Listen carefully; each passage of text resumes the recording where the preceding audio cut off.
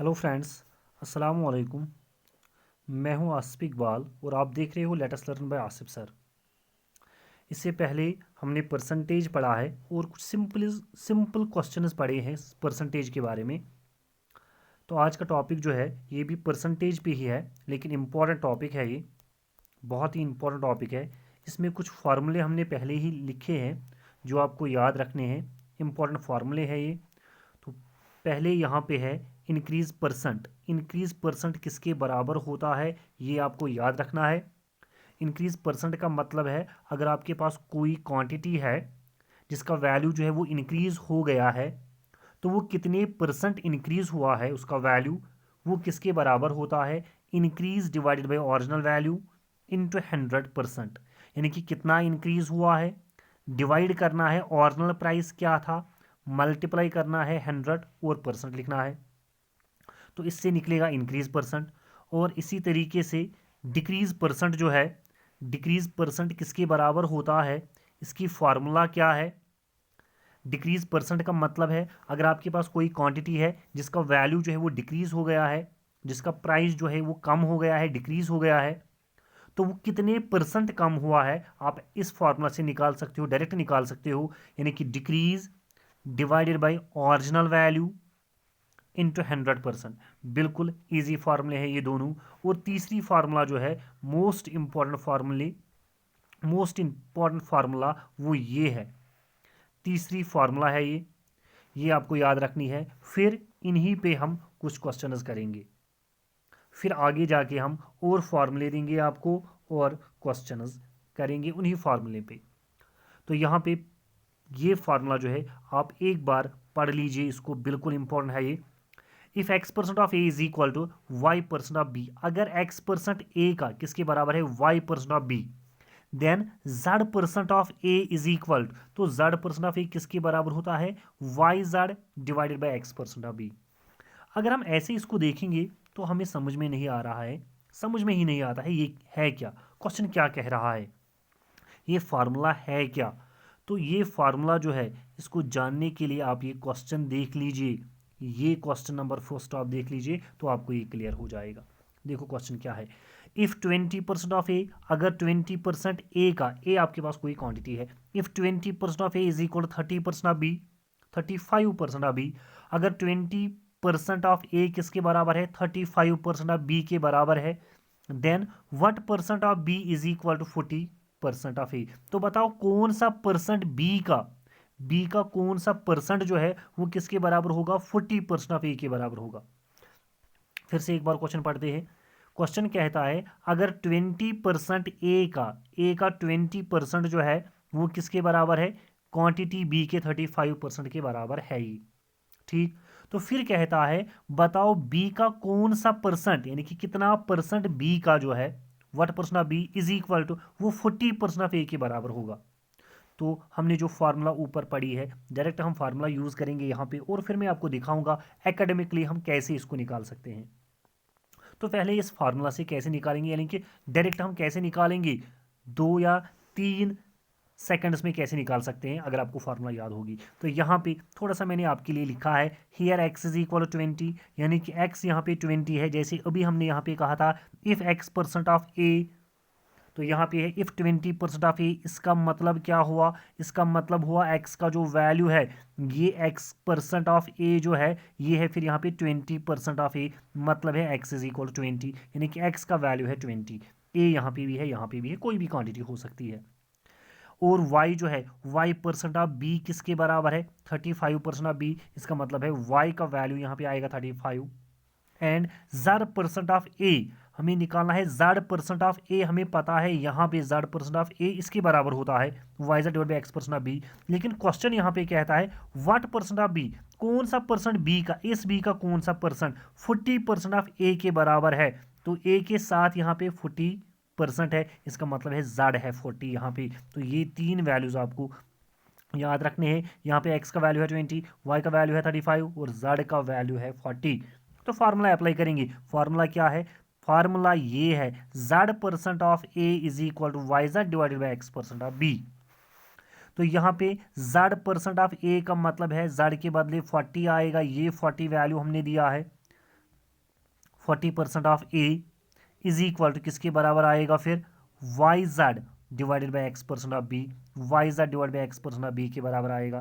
तो वैल्यू दे दो, यानी कि 40% ऑफ ए जो है वो किसके बराबर आएगा फिर 40% ऑफ ए आएगा, यहाँ पे हमने वैल्यू दिया है y इंटू जेड, वाई के बदले 35 इंटू जेड, जेड के बदले 40 डिवाइडेड बाई एक्स, एक्स के बदले हमने लिखा है 20% ऑफ बी।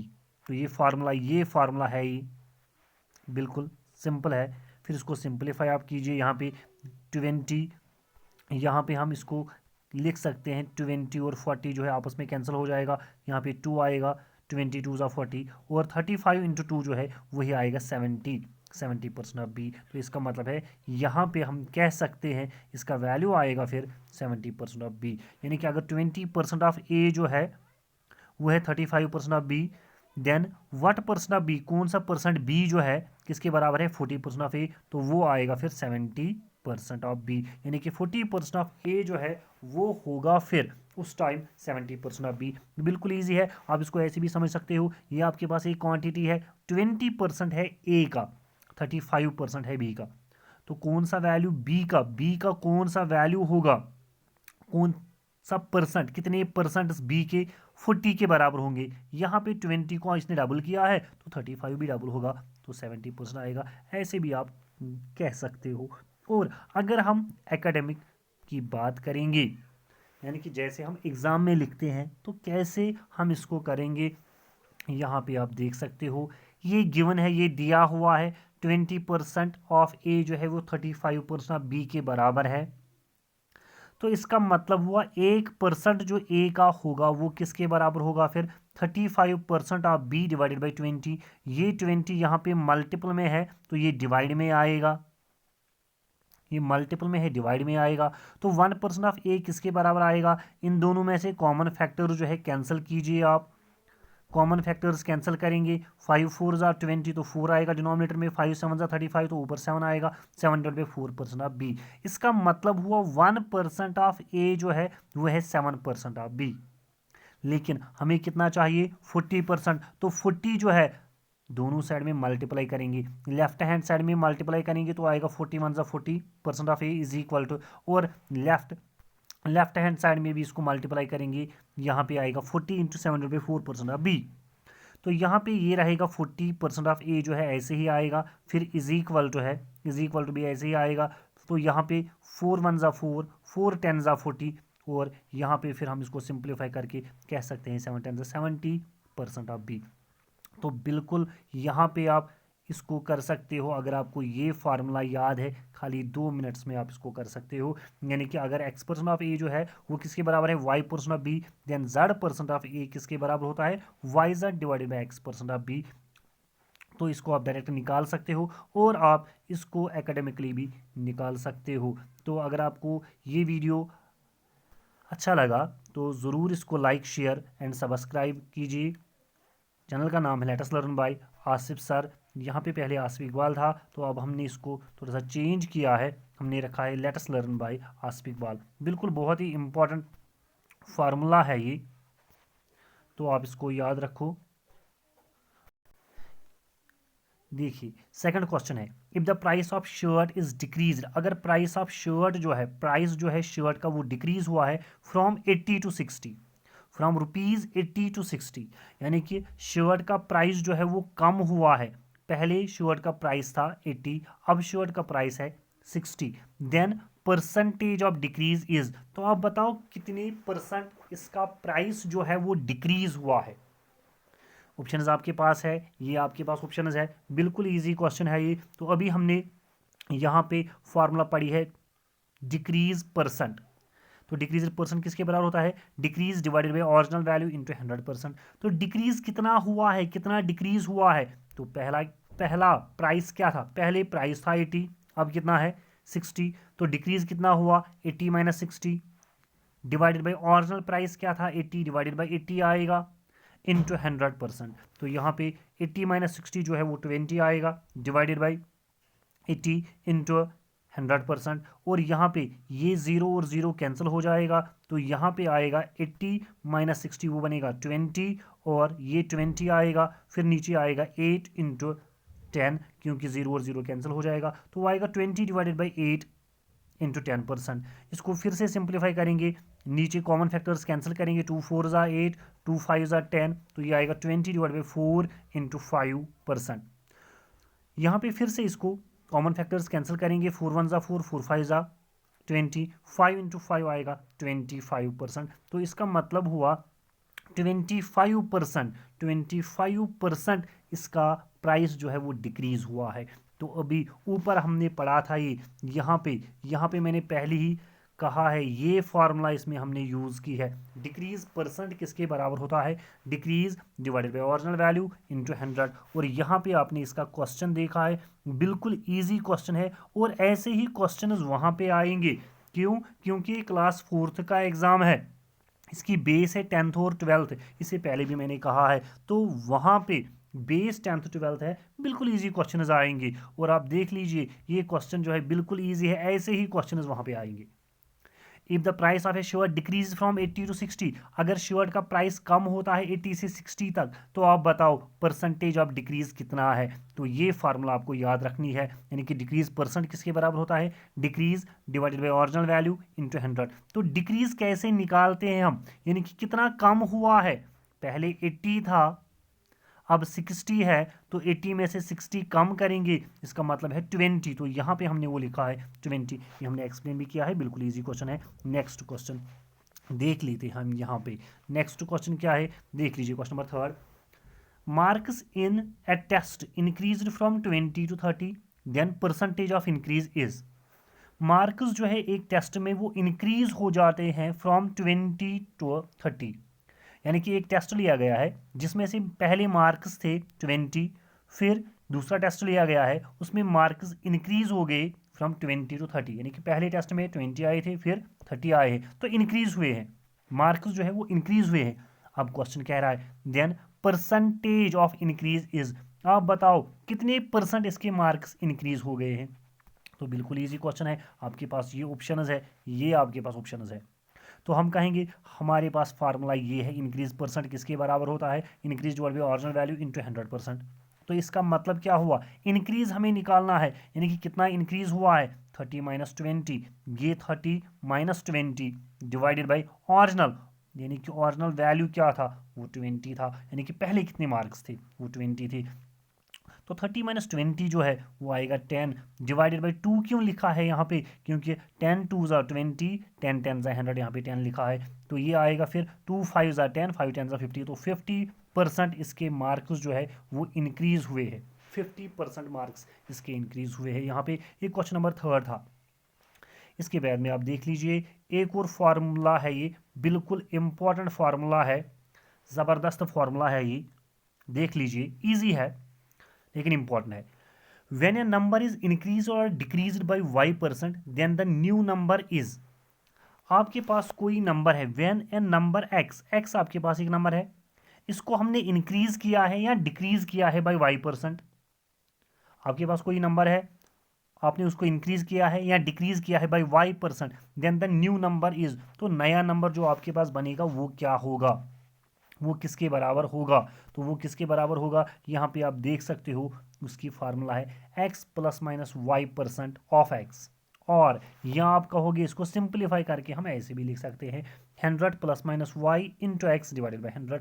यहाँ बिल्कुल इजी ये है, आप ये याद रख सकते हो यहाँ पे, यानी कि वो आएगा x, यानी कि x का मतलब क्या हुआ, यहाँ पे x ये वैल्यू है और ये इंक्रीज हुआ है, इतना इतना हुआ है इंक्रीज, पहले आपके पास x था, इंक्रीज हुआ है तो एडिशन आएगा, कितना इंक्रीज हुआ है, y% इंक्रीज हुआ है, y% ये इंक्रीज हुआ है, लेकिन किसका y% इंक्रीज हुआ है, x का, तो ऐसे आएगा x plus y% of x, ये इंक्रीज की बात मैं कर रहा हूं।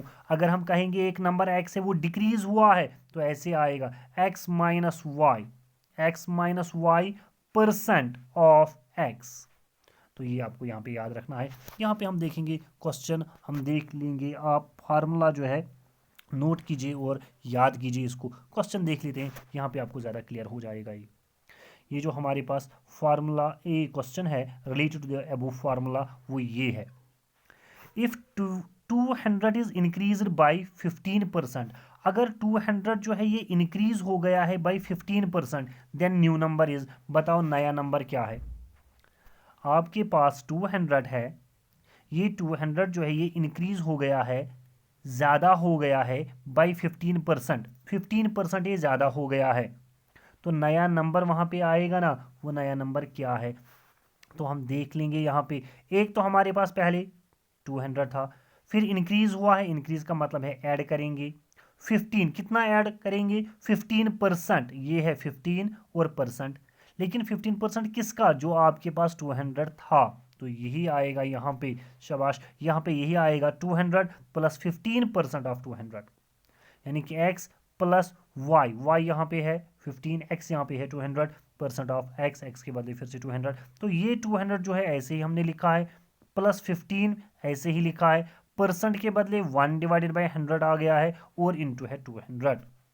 तो यहाँ पे हम कहेंगे ये दो जीरोज जो है इसके साथ कैंसिल हो जाएंगे, तो फिर आएगा 200, ये 200 ऐसे ही हमने लिखा है, प्लस 15 इंटू 2 जो है वो 30 आएगा, तो इन दोनों को ऐड करेंगे, वो फिर आएगा 230, यानी कि अगर 200 जो है इंक्रीज हुआ है 15%, तो नया नंबर जो है वो कितना होगा फिर 230। एक तो आपके पास 200 था और 15% इंक्रीज हुआ है, जब ये इंक्रीज हुआ है तो 200 से ज़्यादा होगा, तो 250। तो आप यहाँ पे ऑप्शंस देख सकते हो, 225, 220, 230, 235, तो करेक्ट आंसर जो है वो यहाँ पे है 230। इसी तरीके से यहाँ पे एक और क्वेश्चन हम देख लेते हैं, एक और क्वेश्चन आप देख लीजिए यहाँ पे, if 250 is decreased by 75%, then the new number is, अगर आपके पास 250 है, 250 आपके पास है 250 रुपीज़, वो डिक्रीज हुए हैं, यानी कि आपने कुछ खरीदा है और आपके पास अब वो कम आ गए हैं, यानी कि डिक्रीज हुआ है कितना 75%, वो डिक्रीज हुआ है, तो आपके पास अब कितने पैसे हैं, यानी कि न्यू नंबर जो आएगा वो क्या होगा, कितने पैसे होंगे आपके पास। तो यहाँ पे हम कहेंगे हमारे पास 250 थे, 250 रुपीज़ हमारे पास थे, तो हमने कुछ खरीदा है, फिर डिक्रीज़ हो जाएगा तो माइनस आएगा, अब एडिशन नहीं आएगा, इंक्रीज़ नहीं होता है ये, लेकिन कम कितना होगा, जितना हमने कुछ खरीदा होगा, जितने पैसों से हमने कुछ खरीदा होगा वो कितना है, वो है 75%, 75%, लेकिन किसका, जितना हमारे पास था 250 का 75%। तो यहाँ पे 250 में से 75% हम कम करेंगे, माइनस करेंगे, तो वो किसके बराबर आएगा, इसको आप देख लीजिए, यहाँ पे सिंप्लीफाई किया है हमने, 250 ऐसे ही लिखा है, माइनस भी ऐसे ही लिखा है, 75 भी हमने ऐसे ही लिखा है, परसेंट के बदले नीचे 100 आ गया और इंटू है 250।